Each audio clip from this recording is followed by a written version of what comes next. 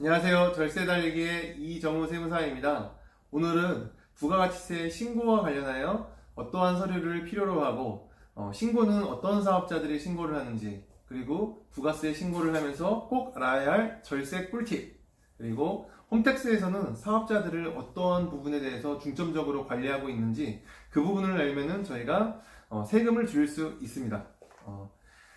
알아야 할 세금을 줄이고 아는 자만이 부가세를 적게 납부하실 수 있습니다. 그럼 지금부터 하나씩 알아보도록 하겠습니다. 부가가치세 신고는 7월 1일서부터 7월 25일까지 기간 내에 신고를 준비를 해주시면 됩니다.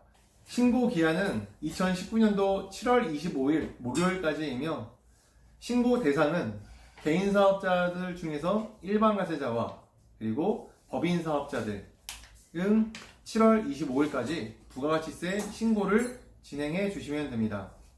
신고 시 필요한 서류는 지금 보이는 자료와 같이 하나씩 안내를 해드리도록 하겠습니다. 먼저 저희 세무법인에서 준비하고 있는 조회가 되는 서류들 같은 경우는 거래처에서 발행한 전자세금계산서, 그리고 거래처에서 수취한 전자 세금계산서, 즉 전자로 발행한 세금계산서에 대해서는 저희 세무법인에서 정보를 다 조회할 수가 있습니다. 또한 거래처에서 등록한, 그러니까 홈택스에 등록한 사업용 신용카드에 대해서도 저희 법인에서 사업용 신용카드 내역을 조회할 수 있기 때문에 따로 등록된 신용카드에 대해서는 주실 필요는 없고, 등록되지 않은, 즉 미등록된 사업용 신용카드가 있다면 그 내역을 저희 법인 쪽에 전달해 주시면 부가가치세 신고할 때 반영을 해드리도록 하겠습니다. 그래서 전자세금계산서와 사업용 신용카드, 그리고 현금영수증 매입, 현금영수증 매출에 대해서는 안 주셔도 괜찮고, 즉 꼭 저희한테 전달해 주실 부분은 종이세금계산서, 요즘에는 종이로 발행한 그리고 종이로 수취한 세금계산서가 예전보다 많이 줄어들었는데, 그래도 아직까지 종이세금계산서를 주고받는 상거래가 많이 있습니다.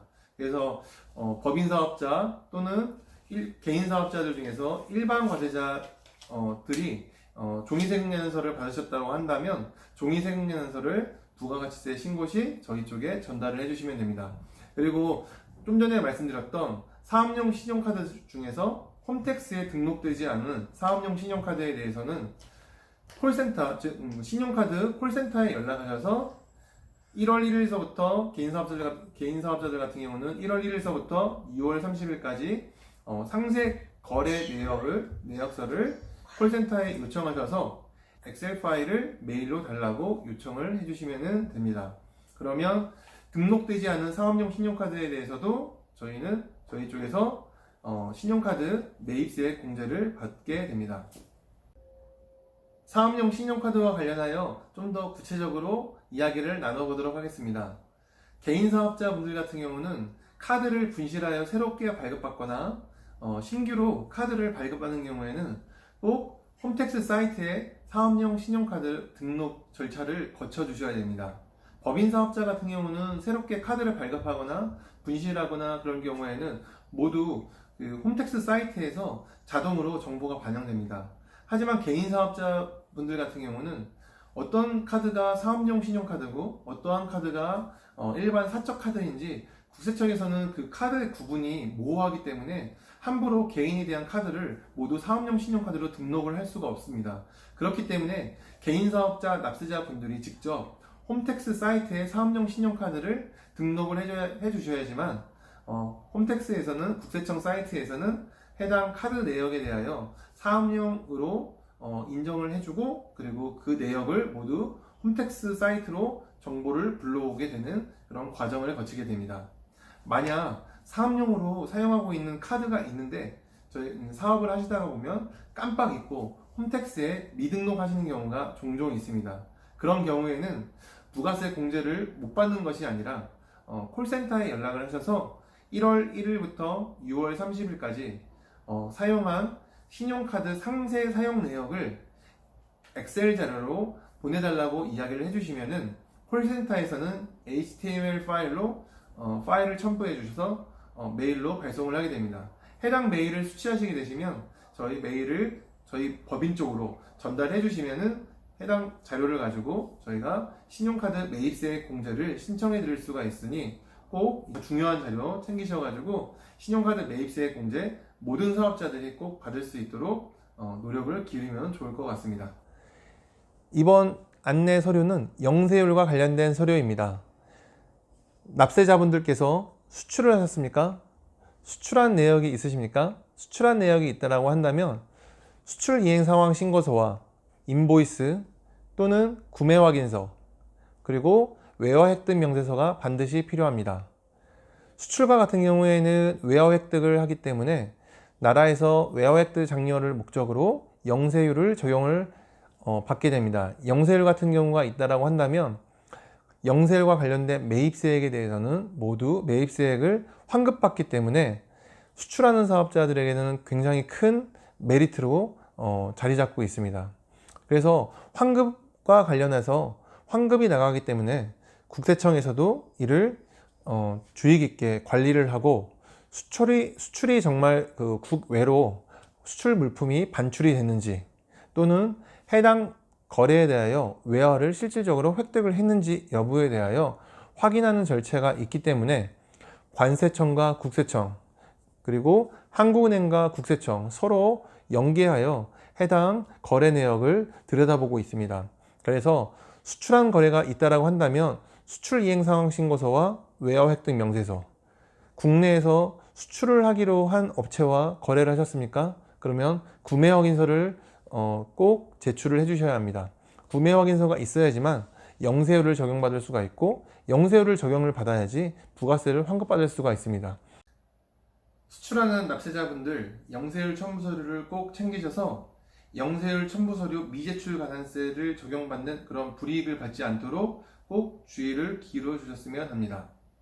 수출 즉 또는 영세율과 관련해서요 또 한 가지 또 말씀드릴 부분이 있습니다. 지금 저처럼 유튜브를 찍고 계십니까? 유튜브를 통해서 광고 수입을 얻고 계십니까? 유튜브에서 구글, 즉 구글 쪽에서 광고 수입을 받고 계신다고 한다면 해당 금액에 대해서도 영세율을 적용받을 수 있습니다. 그렇기 때문에 구글 측에서 구글 애드센스에서 인보이스를 저희 쪽에 유튜버들에게 발행을 해주고 있습니다.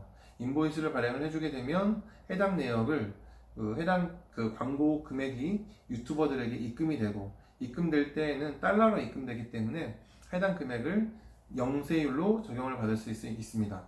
그렇기 때문에 영세율에 대하여 해당 첨부 서류를 제출을 해야 하고 영세율 첨부 서류는 외화 획득 명세서 구글 애드센스에서 발행한 인보이스를 첨부하셔서 영세율을 적용받아 주시면 됩니다. 추가적으로 저희 세무법인에 제출할 서류로는 요즘 전자상거래업 하시는 분들이 굉장히 많아졌습니다. 그렇기 때문에 G마켓, 11번가, 옥션, 쿠팡, 위메프 등 여러 오픈마켓에서 발생된 매출 거래 내역을 정리를 해주셔서 저희 법인 쪽에 거래 내역을 보내주시면 됩니다. 그리고 자사몰을 현재 운영하고 계십니까? 자사몰을 운영하고 계신 분들께서는 PD사를 통해서 매출 내역이 진행이 될 텐데 PD사에서 조회한 매출 내역을 다운로드 받아서 주셔서 저희 법인 쪽에 보내주시면 매출에 대한 부가세를 정확하게 계산하여 부가세 신고 시 누락되는 매출이 발생되지 않도록 신고를 반영해 드리도록 하겠습니다.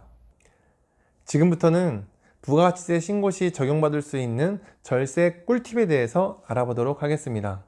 첫 번째, 핸드폰 요금과 관련하여 말씀을 드리도록 하겠습니다. 핸드폰 요금, 이 핸드폰 요금에도 부가세가 부과가 됩니다. 그렇기 때문에 핸드폰 요금, 즉 통신 요금에 사업자 등록번호를 등록을 하셨다고 한다면 해당 사업자 등록 번호로 전자세금계산서를 수취하실 수가 있습니다. 그렇기 때문에 현재 통신 요금에 사업자 등록번호가 등록되지 않았다고 한다면 지금 바로 콜센터에 전화하셔서 콜센터 직원에게 해당 사업자 등록번호를 등록시켜달라고 요청을 해주시면 됩니다. 그러면 필요서류로 사업자 등록증과 신분증 사본을 콜센터에 팩스로 보내주시면 해당 직원이 사업자 등록번호를 통신요금에 등록하여서 다음 달부터 통신요금에 부과된 부가세도 공제받을 수 있고 그리고 세금계산서도 받아보실 수 있습니다. 그러면 사업자 등록번호가 등록되기 전 지출된 통신요금에 대해서는 그럼 어떻게 되느냐 라고 하는 그런 질문을 하시는 분들이 계실 텐데, 부가세 공제만 받지 못할 뿐이지 종합소득세 신고 시 통신요금에 대하여, 즉 사업자 등록번호로 등록하기 전 지출 부분에 대해서는 종합소득세 필요경비로 인정을 받을 수 있습니다. 그렇기 때문에 통신요금에 대해서는 종합소득세 신고 시 연간 통신요금 연간 납부 내역서를 꼭 받아서 누락되는 일이 없도록 주의를 기울여 주시면 되겠습니다. 두 번째 꿀팁, 사업용 신용카드와 관련하여서 말씀을 드렸었는데, 사업용 신용카드, 즉 홈택스에 등록되지 않는 사업용 신용카드 관련해서도 공제를 받을 수 있다 없다? 예, 공제를 받을 수 있습니다. 신용카드 매입세액 공제와 관련하여 직원이 그 회사를 대신하여 지출한 그 사업 경비 관련해서도 부가가치세 매입세액을 공제받을 수 있습니다. 그렇기 때문에 납세자분들께서도 직원이 대신 먼저 지출한 사업 경비 관련해서도 꼭 부가가치세 신고 시 자료를 챙겨주셔서 매입세액 공제를 받을 수 있도록 자료를 챙겨주시면 되겠습니다. 이것으로 저희 세무법인의 부가가치세 신고 시 제출해 주셔야 될 부분에 대해서 안내를 해드리며, 지금부터는 국세청에서 부가가치세 신고 시 중점적으로 관리하는 부분에 대하여 4가지를 정리를 해서 안내를 해드리도록 하겠습니다. 첫 번째, 비영업용 소형승용 자동차 구입, 유지비용, 임차와 관련된 매입세액입니다. 차량과 관련된 매입세액의 경우에는 개별 소비세가 부과되지 않는 자동차에 대하여 부가세를 공제받을 수 있습니다. 예를 들면 1000cc 미만의 소형승용 자동차이거나 탑승 인원 9인승 이상의 승합 자동차, 또는 스타렉스 벤과 같은 승합차의 경우에만 매입세액을 공제받을 수 있습니다. 따라서 개별 소비세가 과세되는 차량에 대해서는 부가가치세 신고 시 매입세액 불공제를 선택하셔서 공제받지 않는 일이 없도록 주의하시고, 만약 공제를 받았다고 한다면 추후 수정신고를 통해 매입세액을 추가 납부해 주시면 됩니다. 두 번째, 과세사업과 면세사업, 겸용사업을 운영하고 계신 사업자분들께서는 공통매입세액 안분의 절차를 거쳐 주셔야 됩니다. 예를 들어 정육점과 음식점을 한 곳에서 같이 운영하시는 분들께서는 정육점의 경우 면세사업이고, 음식점 사업 같은 경우는 과세사업이기 때문에 과세사업에 지출된 매입세액 부분만 매입세액 공제를 받아 주셔야 됩니다. 따라서 과세와 면세 겸용으로 운영되는 부분 중 과세에 대한 부분으로 지출된 매입세액만 공통매입세액 안분을 거쳐 주시면 됩니다. 세 번째, 접대비, 개인 지출과 관련된 매입세액입니다. 이 부분과 관련해서는 예전부터 국세청에서 예의주시하고 있습니다. 개인 지출과 관련하여 부가세를 공제받았는지, 이 지출 항목이 접대비 항목인데 부가세를 공제받았다던가, 이런 부분은 계속적으로 끊임없이 국세청에서 예의주시하고 보고 있기 때문에 부가세 신고 시 불공제 항목으로 처리받는 것이 맞습니다. 최근 들어 국세청에서는 주말 사용분에 대한 지출에 대해서도 통제를 하기 시작했습니다. 토요일과 일요일 지출한 사업 경비는 대부분이 다 개인 지출 경비로 간주를 하고, 만약 토요일과 일요일에 사업과 관련하여 직접적으로 지출된 부분이 있으면 이 부분에 대해서는 소명을 해라 라는 이런 식으로 그런 과세 정책이 방향이 바뀌고 있습니다. 그렇기 때문에 토요일, 일요일, 주말 지출분에 대해서도 국세청에서는 빅데이터로 다 관리가 되고 있습니다. 그래서 꼭 접대비와 개인 지출에 대해서는 매입세액을 불공제 받아주시면 되겠습니다. 네 번째, 면세 전용과 관련된 매입세액입니다. 대표적인 예로 오피스텔을 구입하고 나서 부가세를 환급받은 이후 주거 목적으로 사용할 임차인에게 오피스텔을 임대할 경우에는 먼저 공제받았던 부가세를 추징하게 되는 그러한 사례가 많이 발생되고 있습니다. 그렇기 때문에 공제를 받고 난 이후, 즉 부가세를 공제받고 난 이후에 면세 목적으로 사용할 사업자에게 임차를 했다라고 한다면 공제받았던 부가세를 추징해야 되는 그러한 부분이 있기 때문에 부가세 신고 시 주의를 기울여서 신고를 진행해 주시면 됩니다. 그럼 지금까지 부가가치세 신고 시 필요한 서류는 어떠한 것들이 있고, 국세청에서 부가가치세 신고 시 어떤 부분을 중점적으로 관리하고 있는지 알아보았습니다. 부가가치세에 대한 전반적인 내용을 영상을 통해서 전부 다 담기에는 조금 부족할 수 있기 때문에 궁금하신 부분이 있으면 여기에 나와 있는 제 개인 메일 또는 현담 세무법인 카카오톡 플러스를 통해서 질문을 남겨주시면 저희가 신속하게 의견을 전달을 해드리도록 하겠습니다. 영상에 내용이 유익한 정보가 있다고 하셨다고 한다면 구독과 좋아요 남겨주시면 저희가 힘을 얻어서 다음번 영상을 만들 때에도 유익한 정보를 만들어서 여러분들께 전달을 해드리도록 하겠습니다. 이것으로 절세 달리기의 부가세 편 마치도록 하겠고, 다음번에는 저희가 홈테스 사용법에 대해서도 좀 더 영상을 만들어서 여러분들에게 전달을 해드리도록 하겠습니다. 그러면 다음 시간에 또 만나 뵙도록 하겠습니다. 감사합니다.